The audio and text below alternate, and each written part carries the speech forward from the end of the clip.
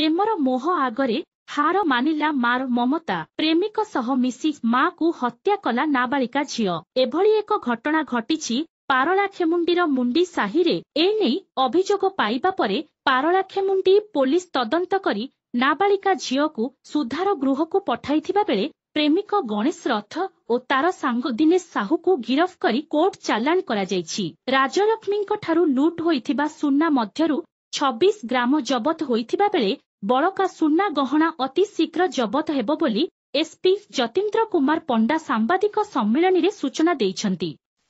जनेका राजलक्ष्मी कर नामनी महिला आमर पारलाखेमुंडी थाना अधीनस्थ सुंडी साई रे दीर्घ वर्ष भड़ा रोते। किछि वर्ष तले तांका स्वामींकर देहांत होइतिला। तापरे स्वामी थिबा समयरु से गोटे छोट झियो को मात्र 3 दिन रो झियोटी को से निजे पाली थिले एवं ताकू लालन पालन करुथिले।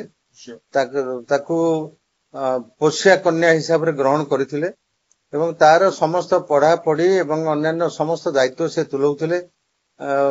जमती जने माँ जने झीवर दायित्व निये से भला नइथिले। परवर्ती समय से झीटी बड़ होला परे से इंग्लिश मीडियम स्कूल रे पढ़िबा को चाहिला, जोथि पई भुवनेश्वर रे सुविधा हैला नाही। जोथि पई राजलक्ष्मी से झील को नेकी आसिले एवं पारलाखेमुंडी रो सुंडी साई रे रहिले एवं सेठी ताकू भड़ा घरे रही आमर स्थानीय पारलाखेमुंडी रे थिबा केंद्रीय विद्यालय रे ताकू ना लेखेले एवं से 8म श्रेणी रे पाठ पढ़ुथला।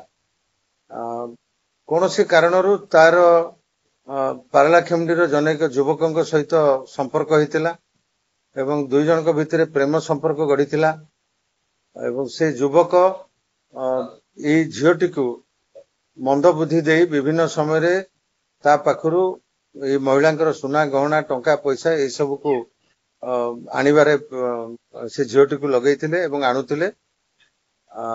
एमती समय हला से माने गोटे समय रे से छोट झियो एवं तार जे तथाकथित प्रेमिक उभय योजना कले जे राजलक्ष्मी करंकु केमती आमे रास्ता रो हटाई दबा जा द्वारा आम भितर रहिथिबा संपर्क पई से बहुत समय जो झियो को गाली मंद दउचंती सेथिरे से मध्य असंतुष्ट थिला एवं तांकर जहा प्रॉपर्टी थिला सुना गहना टंका पैसा ए सब को मध्य आमे पाई परिबा।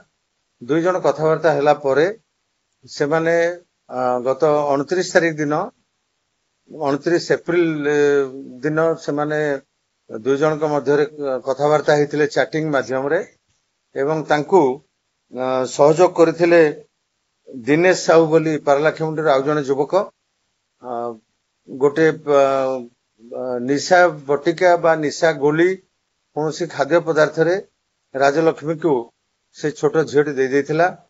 या परे राजलक्ष्मी गभीर निदरे सोईथिबा अवस्था रे ये गणेश एवं दिनेश सेठी घर पछपटू आसी पहुंची थिले।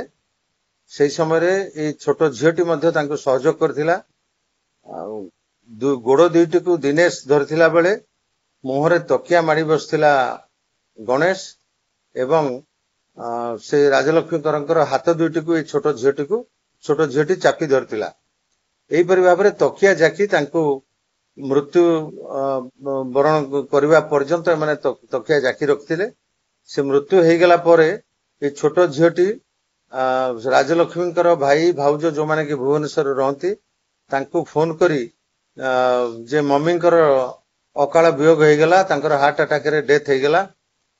तेणु से माने ए कथा को विश्वास करिनेले जे हार्ट अटैक हेई पारे काहेकि से हृदरोग पाई मध्य मेडिसिन खाउथिले एवं चिकित्सा हेउथिले।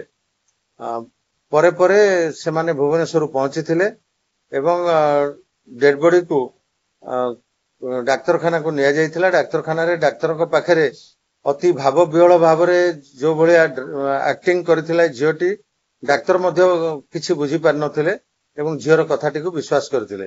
परे से माने राजलक्ष्मी को शव को तांको परिवार लोकंक सहित ये गणेश एवं ये छोट झील एमाने भुवनेश्वर पर्यंत जाइथिले। भुवनेश्वर पुरी जाई पुरी स्वर्गद्वार रे ସତ୍କାର କରିଦେଇଥିଲେ। ପରବର୍ତ୍ତୀ ସମୟରେ ତାଙ୍କର ରାଜଲକ୍ଷ୍ମୀକରଙ୍କର ମୃତ୍ୟୁ ବାବଦରେ ତାଙ୍କ ପରିବାର ଲୋକଙ୍କ ସନ୍ଦେହ ହୋଇଥିଲା। ସନ୍ଦେହ ହେଲା ପରେ ଗତ 14 ମେରେ ସେମାନେ ଆସି ପାରଳାଖେମୁଣ୍ଡି ଥାନାରେ ଲିଖିତ ଅଭିଯୋଗ କରିଥିଲେ। ତାକୁ ବେସ୍ କରିକିରି ଆମର ଇନଭେଷ୍ଟିଗେସନ ହେଲା ଏବଂ ଇନଭେଷ୍ଟିଗେସନରେ ଆମେ ଜାଣିବାକୁ ପାଇଲୁ ଗଣେଶ, ଦିନେଶ ଏବଂ ଏଇ ଛୋଟ ଝିଅ 3 ଜଣ ରାଜଲକ୍ଷ୍ମୀକରଙ୍କୁ 29 ଏପ୍ରିଲ ଦିନ ତକିଆ ଜାକି ମାରି ଦେଇଥିଲେ ଏବଂ ତାଙ୍କର ସୁନା ଗହଣା ଏସବୁକୁ ମଧ୍ୟ ସେମାନେ ନେଇଯାଇଥିଲେ। ତାକୁ ମନପୁରମ ଗୋଲ୍ଡ ଲୋନ ପାଇବା ପାଇଁ ସେଠି ମଧ୍ୟ ଲୋନରେ ପକେଇ କିଛି ଟଙ୍କା ପାଇଥିଲେ। ଏହା ବ୍ୟତୀତ ଆଉ କିଛି ସୁନାକୁ ଅନ୍ୟ ଜାଗାରେ ମଧ୍ୟ ବନ୍ଧା ରଖି ସେମାନେ ପଇସା ଆଣିଛନ୍ତି। ଏ ସବୁ ତଦନ୍ତ ବର୍ତ୍ତମାନ ଜାରି ରହିଛି।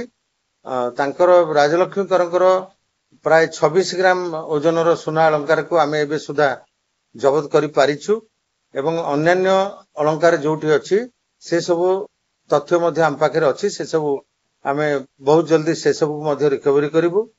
ଏହି ଘଟଣାରେ ଗଣେଶ ରଥ ଏବଂ ଦିନେଶ ସାହୁଙ୍କୁ ଆଜି ଗିରଫ କରାଯାଇଛି।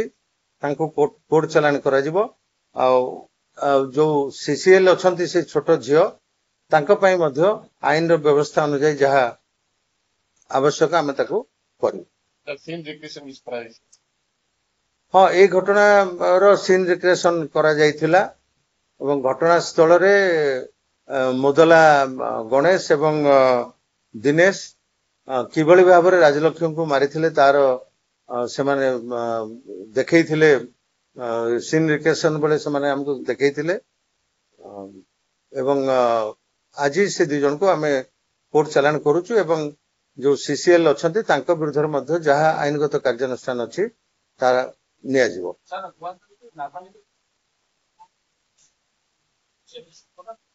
ନାଇଁ, ତାଙ୍କୁ ଆମେ ମେଡିକାଲ ଏକ୍ସାମିନେସନ ସମସ୍ତଙ୍କୁ କରିଛୁ, ତାଙ୍କୁ ମଧ୍ୟ କରିଛୁ।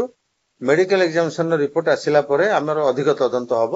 ଯଦି ସେଭଳି କିଛି ଥିବ ତାହେଲେ ସେ ବାବଦରେ ଆବଶ୍ୟକ ପଦକ୍ଷେପ ନିଆଯିବ।